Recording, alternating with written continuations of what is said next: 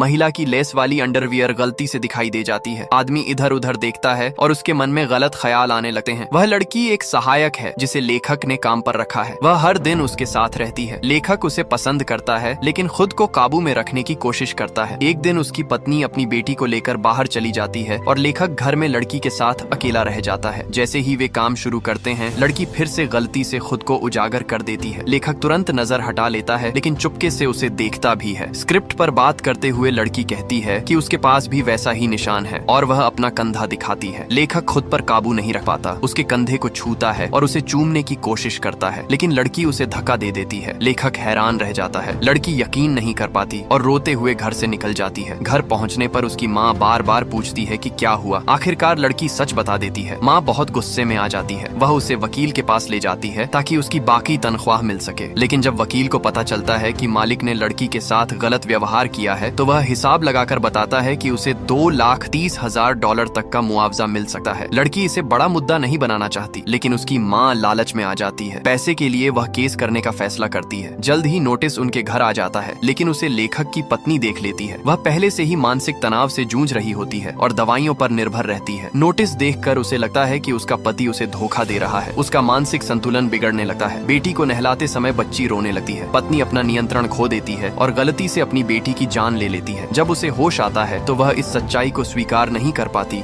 और दवाइयां खाकर अपनी जान दे देती है। जब लेखक घर पहुंचता है तो अपनी पत्नी को बुरी हालत में पाता है और तुरंत मदद बुलाता है। तभी उसकी नजर मेज पर रखे नोटिस पर पड़ती है। उसे सब समझ में आ जाता है। जब वह अपनी बेटी को देखता है तो टूट जाता है और रोने लगता है। अदालत में समझौते के दौरान लड़की पहले से वहाँ मौजूद होती है। लेखक देर से पहुँचता है। वह कुछ नहीं कहता और सीधे एक चेक निकाल देता है। लड़की शर्म से सिर झुका लेती है और उसकी आंखों में नहीं देख पाती। लोग उसे समझौता करने का मौका देना चाहते थे लेकिन उसने तुरंत मान लिया। लड़की बेचैन हो जाती है। उसे नींद नहीं आती। उसे लगता है कि कुछ बहुत बुरा हुआ है लेकिन उसकी माँ को इसकी कोई परवाह नहीं होती। मुआवजे के पैसों से माँ परिवार को समुद्र किनारे घूमने ले जाती है लेकिन लड़की अब भी खोई हुई रहती है। एक दिन जब वह अकेले पानी लेने बाहर जाती है तो अचानक उसकी मुलाकात लेखक से हो जाती है।